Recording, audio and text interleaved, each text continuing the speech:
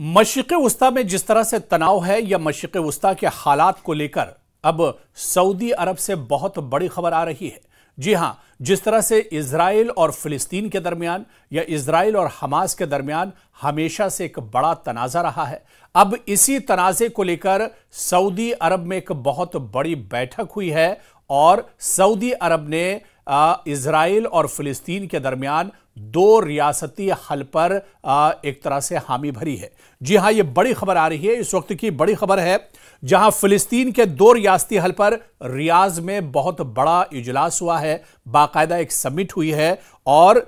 इस पर आपको बता दें कि दो रियासती हल पर सऊदी अरब ने अब हामी भरी है, क्योंकि फिलिस्तीन और इजराइल का मसला बहुत पुराना मसला है और आप देखिए कि फिलिस्तीन और इजराइल के दरमियान इस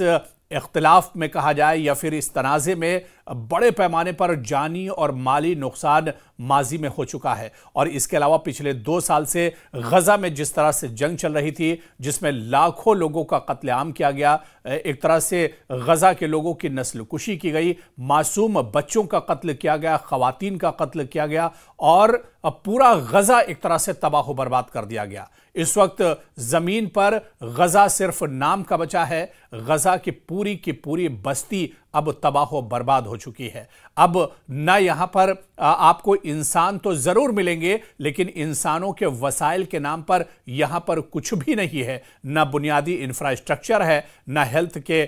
हेल्थ और इसके अलावा दवाएं हैं, न तो यहां पर खाने पीने की चीजें हैं और ना ही सर छुपाने के लिए यहां पर छत है। यानी गजा तो है, लेकिन गजा में वसाइल पूरे तौर से खत्म हो गए हैं, क्योंकि जिस तरह से बम और बारूद यहां पर इजराइल ने बरसाया है, इसे तारीख हमेशा एक तरह से याद रखेगी, इस सफाकी को और इस जालिमाना कार्रवाई को। तो बहुत बड़े पैमाने पर आप देखिए कि इस तनाज़े के बीच में, यानी जो तनाज़ा इजराइल और फिलिस्तीन के दरमियान है, इसमें बहुत बड़े पैमाने पर जानी और माली नुकसान हुआ है। लेकिन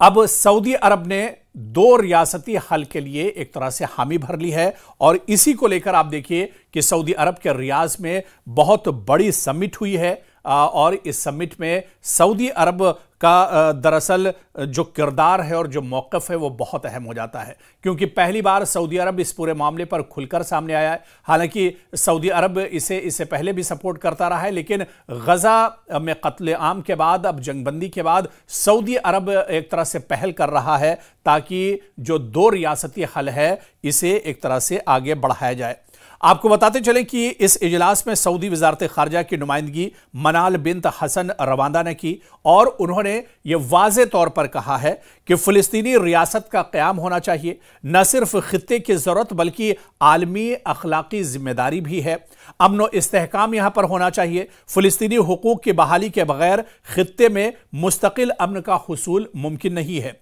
आलमी तरजीह भी यहाँ पर है, जिस तरह से सऊदी अरब चाहता है कि दुनिया फिलिस्तीनी रियासत के क़याम को सिर्फ सियासी मुतालबा नहीं बल्कि आलमी अमन और सलामती का बुनियादी सुतून एक तरह से समझे। और इस मौक़िफ़ से एक तरह से वाज़ेह है कि सऊदी क़यादत फ़िलिस्तीनी रियासत के क़याम को अपनी खारजा पॉलिसी का मरकज़ी उसूल तसव्वुर करती है। दरअसल रियाज में जो समिट हुई है, जो पूरा इजलास हुआ है, अगर इसके मकासद को देखा जाए कि इस इजलास का दरअसल बुनियादी एजेंडा क्या था, क्योंकि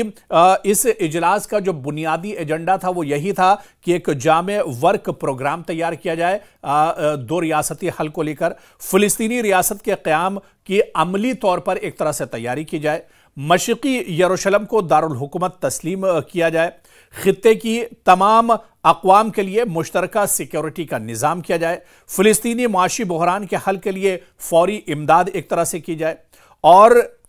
ये इजलास जो है, इसे जो माहिरीन हैं, जो एक्सपर्ट्स हैं, जो जानकार हैं, वो दरअसल इस इजलास को प्रैक्टिकल डिप्लोमेसी की जानिब एक बड़े कदम के तौर पर दरअसल इसे देखा जा रहा है, क्योंकि ये मसला कहीं ना कहीं इक़्तिसादी मसले से भी जुड़ा हुआ है और फ़िलिस्तीन में जिस तरह से हालात हैं। और आप देखिए कि जिस तरह से इजराइल ने वहां पर नाकाबंदी करके रखी, सिर्फ गजा में ही इजराइल ने नाकाबंदी करके नहीं रखी, बल्कि आप देखिए कि फिलिस्तीन का जो इलाका है, खासतौर से मगरबी किनारे की बात करें, वेस्ट बैंक की बात करें, इन इलाकों पर भी पूरे तौर से इजराइल का कब्जा है। बैतुल मुक़द्दस का ये जो पूरा इलाका आता है, बैतलहम की बात करें, ये जो पूरे इलाके आते हैं, ये दरअसल इजराइल के कंट्रोल में है। और यहां पर जो बंदिशें पूरे तौर से लगी हुई हैं, ना तो आप बगैर इजाज़त खाने पीने की चीज़ ले जा सकते हैं, ना ही कोई इमदादी अशिया यहां पर आप लेकर जा सकते हैं, और यहां तक कि आप यहां पर बगैर यहूदियों की इजाज़त के आप इबादत भी नहीं कर सकते हैं। और मस्जिद बैतुल मुक़द्दस जो मुसलमानों के लिए बहुत मुक़द्दस है और क़िबला अव्वल है, यहां पर भी आप देखिए कि अगर आपको इबादत करनी है या आपके अगर त्योहार और मुक़द्दस अय्याम आते हैं, रमज़ान का महीना हो, उन अय्याम में भी यहां पर आपको बगैर इजाज़त के नहीं जा सकते हैं। और इस पूरे इलाके पर इजराइल का और आईडीएफ का एक तरह से कब्जा है। तो कहीं ना कहीं सऊदी अरब अब यह चाहता है कि खून खराबा बहुत हो चुका है, यह मसला दरअसल बहुत पुराना हो चुका है और अब मसले का हल होना चाहिए। और इसी वजह से दो रियासती हल के मसले पर एक तरह से अब सऊदी अरब लगातार बात कर रहा है, और इसी मसले को लेकर रियाज में यह दरअसल बड़ी समिट हुई थी।